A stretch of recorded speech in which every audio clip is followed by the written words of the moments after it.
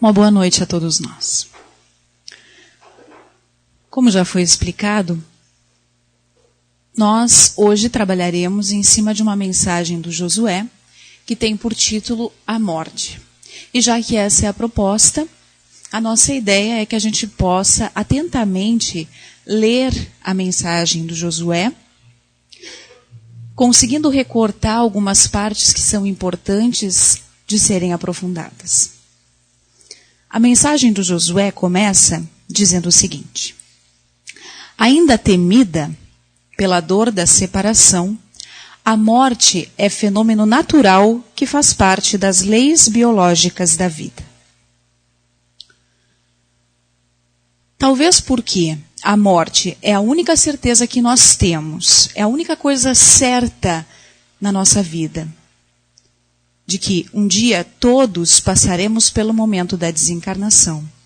E talvez porque nenhum de nós saiba o momento exato em que isso irá acontecer, é que a morte é um tema tão difícil de ser trabalhado ainda por nós. E um tema que ainda gera, além de muitos debates, um sentimento de angústia em relação a ele. Mas nós poderíamos dizer e apontar vários fatores para a gente ter certo medo, certa angústia em relação ao momento da morte, seja o nosso ou seja daquelas pessoas que nós amamos. Mas Josué nos aponta e coloca entre vírgulas um aspecto importante. Ele diz, ainda temida pela dor da separação. Que separação é essa? Porque nós podemos pensar a separação de diversas maneiras. Por que será que a dor da separação que a morte nos impõe é algo que nós ainda tememos? Porque muitas vezes, muitas separações acontecem na nossa vida. Nós nos separamos de situações que nós estávamos acostumados. Nós nos separamos de pessoas que por alguma razão saem de perto, saem do nosso convívio, saem dessa convivência mais próxima e vão viver em outra cidade, que é mais distante. Nós acabamos muitas vezes não vendo essa pessoa, nem falando com ela com uma certa regularidade. E essas separações, por mais que sejam temidas e também provoquem algum tipo de angústia, elas não são tão temidas como a separação que a morte nos coloca. E essa separação, ela não diz só respeito à separação das pessoas, mas também diz respeito à separação das circunstâncias. Porque nós temos conosco que a partir do momento em que nós desencarnarmos, nós vamos nos separar dessa condição que hoje nós vivenciamos. E que muitas vezes somos muito apegados à nossa casa, à nossa cidade, os nossos amigos que convivem conosco, a atividade a que nós nos dedicamos. Não somente a separação das pessoas. Mas por que será então, essa é a nossa pergunta, que essa separação ela ainda nos gera tanto temor? Talvez uma das explicações seja pela maneira como o pensamento religioso foi nos colocando a ideia da morte. Da morte como um momento de separação definitiva, brusca. Até mesmo quando nós observamos os momentos em que uma pessoa desencarna e o contexto do velório, o contexto depois do momento do enterro, todos esses momentos eles têm uma conotação de adeus que parece para sempre. E isso gera uma dor dentro do nosso coração. Talvez essa ideia de que essa separação ela seja muito brusca e principalmente aquilo que o pensamento religioso que foi se constituindo na nossa cultura e que por mais que a gente vá contestando, que a gente vá repensando, ele ainda nos influencia. Esse pensamento religioso nos trazer essa ideia de que depois da morte, o que nos espera é um mistério. O que será que nos espera? Porque algumas explicações nos foram dadas, mas nunca muito claras. E sempre um mistério ficava e fica dessa situação. E o Espiritismo, ele vem nos trazer o consolo, e muitas pessoas muitas vezes dizem assim, o espírita, ele entende, ele lida de uma outra maneira com a morte.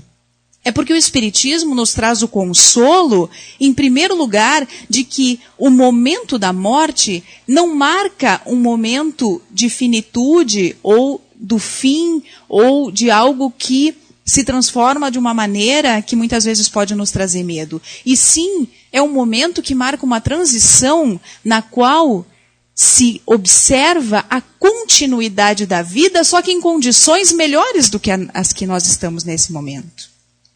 A vida continua, nós continuamos os mesmos, mas as condições de vida, elas melhoram.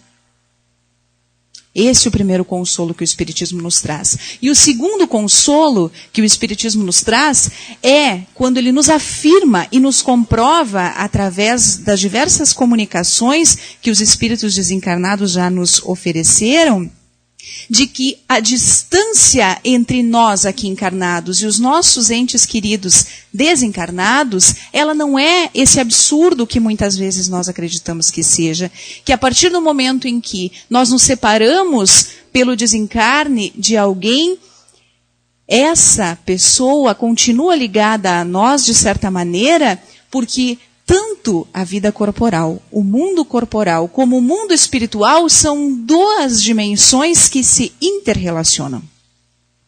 Estão em constante relação.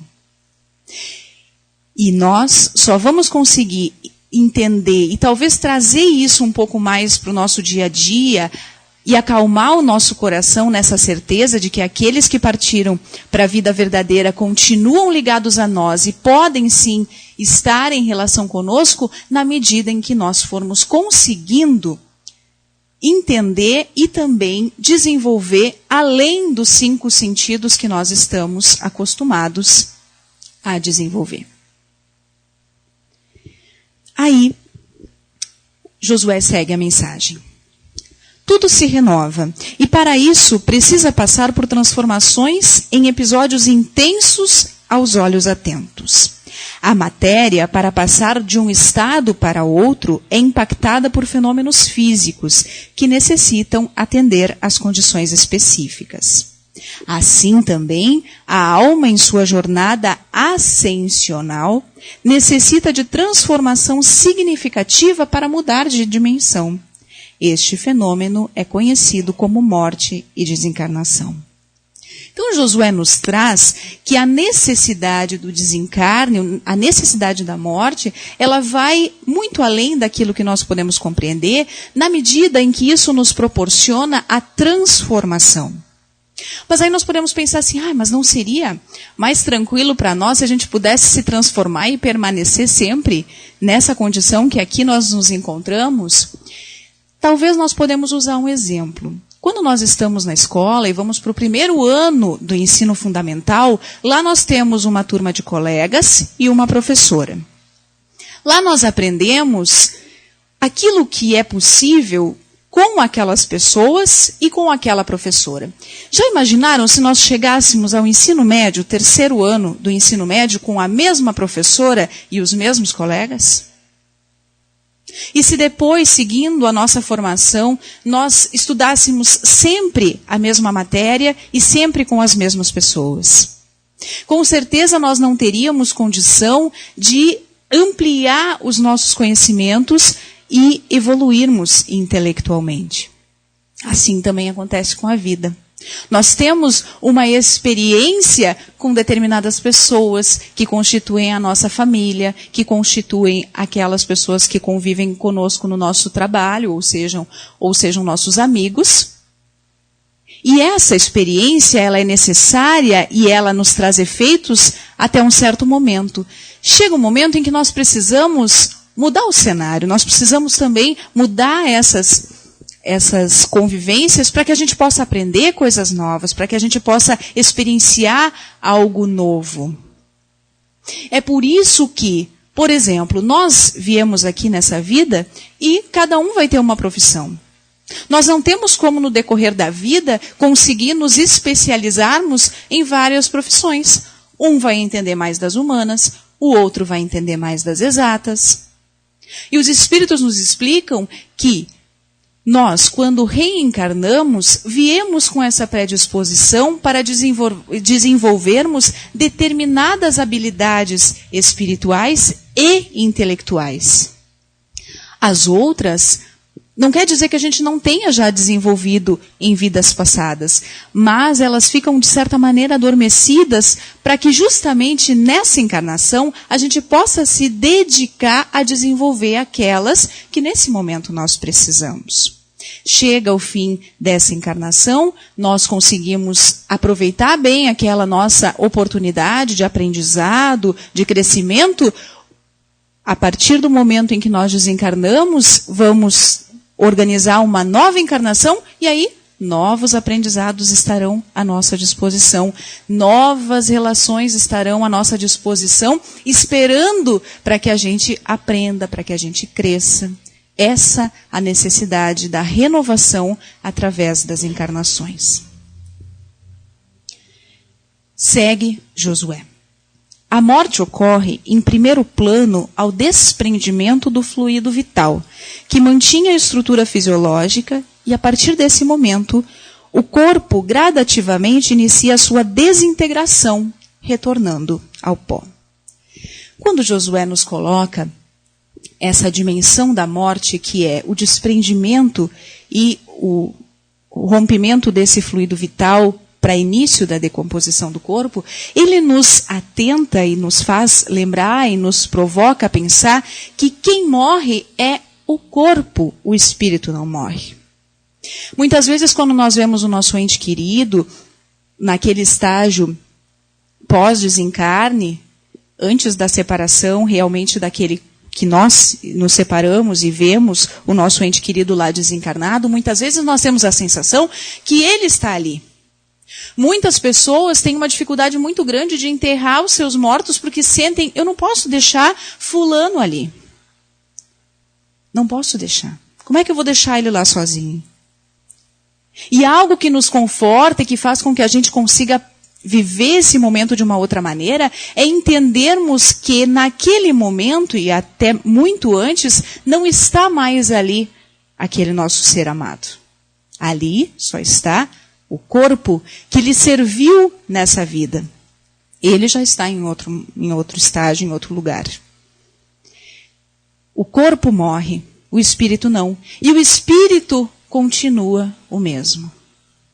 A morte não nos transforma naquilo que nós somos, nas conquistas que nós conseguimos levar.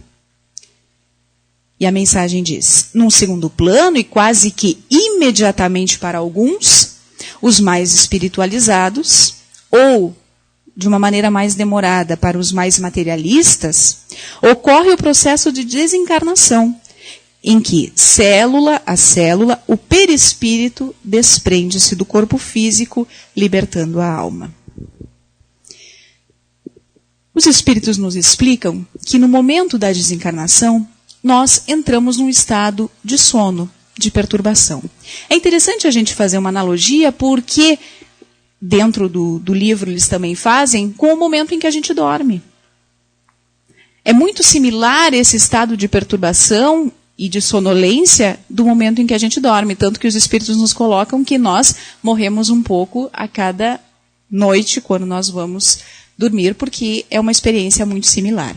Então nós entramos num estado de perturbação, não perturbação da maneira como a gente está imaginando.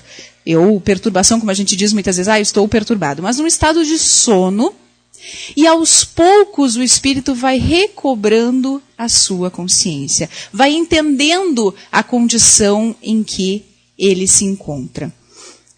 Passando a entender essa nova condição, nós reafirmamos, continua sendo o mesmo. As transformações morais que vão acontecer, as transformações no sentido da adaptação desse espírito a essa nova condição, vão acontecer com o tempo e no decorrer dessa familiarização com essa nova situação. A gente pode imaginar o seguinte. Imaginemos alguém que vive no interior, aqui no interior da nossa região, que mora num lugar que não tem muitas pessoas, morando perto, que mora um pouco mais afastado. E de repente essa pessoa, ela sai desse lugar e vai morar numa metrópole. Vamos pensar uma cidade grande como Porto Alegre. O que vai acontecer com essa pessoa? Ela continua sendo a mesma, ela não mudou em nada a sua essência, mas ela tem que se adaptar à nova condição e ao novo lugar que ela se encontra. E em O Céu e o Inferno, os espíritos fazem essa associação das cidades. Por quê? Porque a vida espiritual, ela nos dá mais oportunidades do que a vida aqui, quando estamos encarnados. Então, quando a gente pensa assim, daqueles nossos amores, nossos amigos, nossos familiares que desencarnaram, a gente pensa, bom, aqui, como que é essa transformação? Aqui nós estamos numa condição que nós temos alguns instrumentos para a nossa felicidade, nós temos alguns instrumentos para conseguir o remédio para as nossas dores. A partir do momento em que nós passamos desse momento da desencarnação, nós continuamos os mesmos, mas vamos ter mais recursos, porque a vida espiritual nos dá essas oportunidades. Que oportunidades são essas? Vejam só o que diz o nosso autor. Sempre há a assistência dos espíritos socorristas, e ninguém há que morra só. Seu espírito protetor continua ao seu lado, ou retorna nesse momento derradeiro, em mais uma prova da misericórdia divina. Que coisa fantástica a gente escutar isso da mensagem do Josué. Ninguém há que morra só. Isso é algo, no mínimo, que nos conforta. Ninguém morre só. No momento em que chega a hora exata do nosso desencarne, sempre teremos ao nosso lado pessoas que nos amam, que vão vir nos dar a mão nesse momento de transformação. Nós jamais estaremos sós. E talvez uma história que exemplifique muito isso e que dê uma ideia um pouco mais clara dessa situação, seja aquela analogia que se faz com o navio. Que quando nós temos alguns familiares que vão fazer uma viagem longa, e uma viagem de navio, a situação que se constrói é a seguinte: aqueles que ficarão no lugar em que estão, na cidade, na costa, ficam olhando para o familiar que vai seguir a viagem pelo navio e se despedem. E, de certa maneira, sentem um pouco aquela sensação de angústia em relação a esse momento de separação. E aí a gente consegue ver o navio até o momento em que ele se afasta ao máximo e que a gente não consegue mais ver. Mas, quando a gente não está mais vendo esse navio, isso não quer dizer que ele deixou de existir. Ele continua existindo e lá do outro lado, outros estarão esperando o navio chegar. Outros estarão esperando essas mesmas pessoas que nós amamos e que nos despedimos, esperando de braços abertos que essas pessoas possam chegar e ter as suas experiências nesse novo local.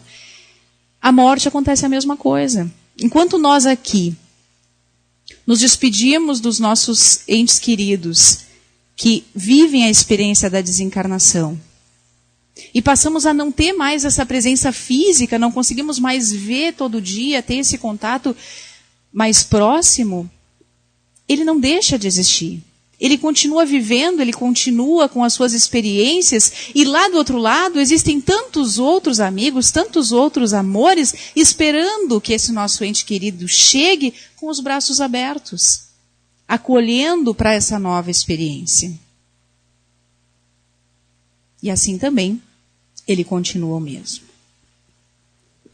Não devemos temer a morte, nossa ou de um ente querido, mas confiar na providência divina e em suas justas leis autoaplicativas. Sabemos que, pela dificuldade que temos ainda de aceitar o fenômeno da morte, É bastante difícil a gente ter esse sentimento, mas aos poucos, conseguindo trabalhar a nossa compreensão desse fenômeno, conseguindo trabalhar a nossa confiança em Deus, nós vamos sim conseguir chegar a esse momento de entender que o momento da desencarnação de cada um de nós é um momento necessário e um momento certo. Quando o autor nos diz: procuremos viver bem e melhor a cada dia, para que a morte e a desencarnação, quando chegarem, sejam o complemento de uma jornada que se mostrou plena e com significativo valor. A nossa postura, quando a gente começa a pensar a respeito desse tema, é entendermos e talvez nos movimentarmos para conseguir resolver os conflitos que nós trazemos junto conosco. Os conflitos que nós temos em relação a outras pessoas que convivem conosco. O momento em que a desencarnação chega para alguma pessoa conhecida, para algum familiar nosso, muitas vezes é um momento em que nós podemos parar e pensar: bom, nós não sabemos qual será o nosso momento. Será que os dias e tudo aquilo que eu estou investindo no meu dia a dia é realmente aquilo que é importante, é realmente aquilo que é necessário? A que eu estou dedicando o tempo que ainda está sendo me dado? Talvez essa pergunta nos auxilie a estarmos mais tranquilos em relação à desencarnação. Trabalhar as nossas emoções, trabalhar os nossos conflitos e buscar resolver os nossos problemas, as nossas situações pendentes com as outras pessoas, é algo necessário nessa perspectiva. Aqui temos uma outra parte da mensagem. Oremos pelos que já experimentaram o fenômeno da morte, estabelecendo a sintonia de gratidão e amor numa saudade tranquila, pelas lembranças reconfortantes da vida em comum e do aprendizado conjunto. Nós podemos pensar, mas no que a oração pode auxiliar os nossos amores que já desencarnaram?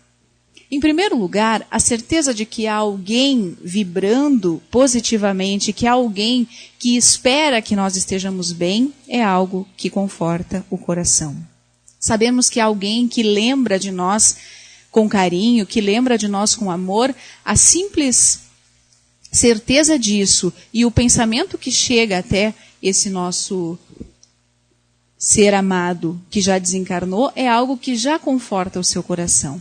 Mas principalmente os nossos pensamentos positivos em relação à vida, o nosso pensamento em relação à confiança na justiça divina e principalmente o nosso sentimento de esperança pode auxiliar aquele ser a ter forças para buscar construir a sua felicidade nessa nova condição. Por isso, a oração para os nossos entes amados, já desencarnados, é algo tão importante. Quanto às lembranças difíceis e dolorosas, oremos a Deus, pedindo futura oportunidade de revivê-las para o equacionamento das dificuldades não superadas. Às vezes, nós tememos a morte por culpa. Tememos a nossa morte e a morte dos outros por nos sentirmos culpados por aquilo que fizemos e consideramos errado ou aquilo que deixamos de fazer.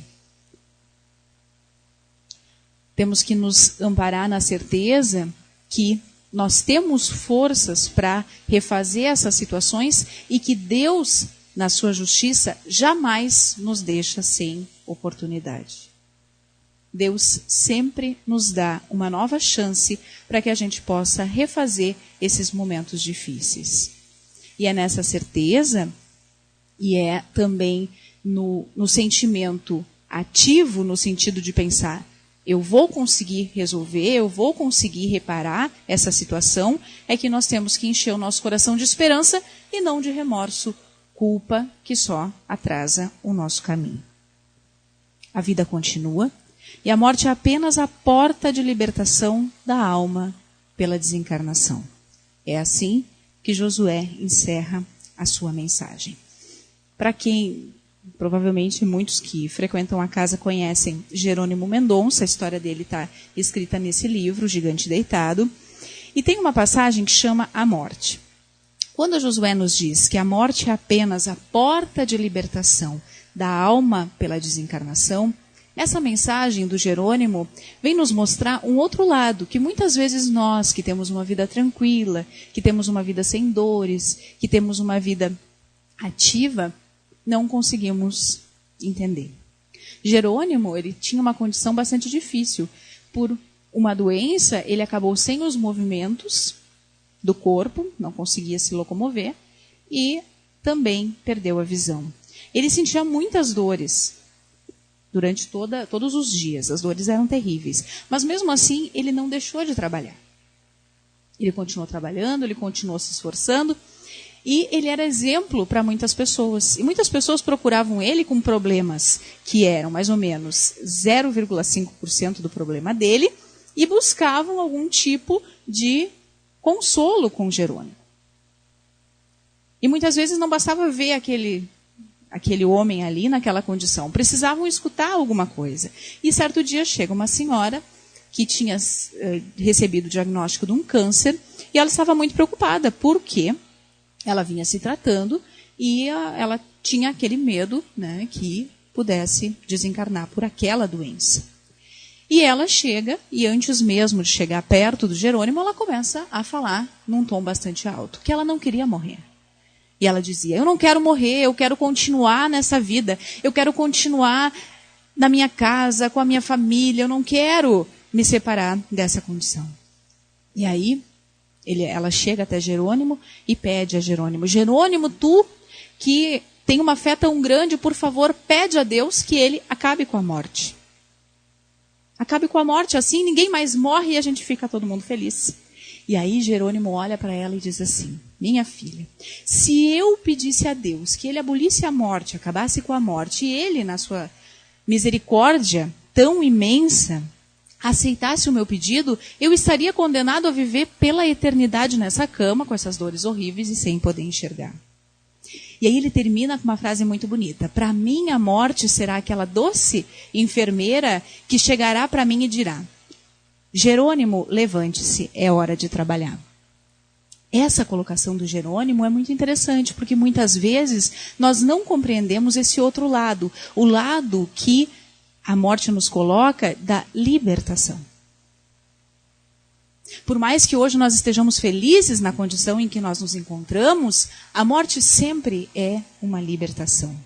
Nós temos, talvez, uma dificuldade muito grande ainda, por mais que tenhamos conosco a certeza da vida futura, da continuidade da vida, uma dificuldade de entender os processos da vida. De entender como que vida, morte e vida espiritual se interrelacionam.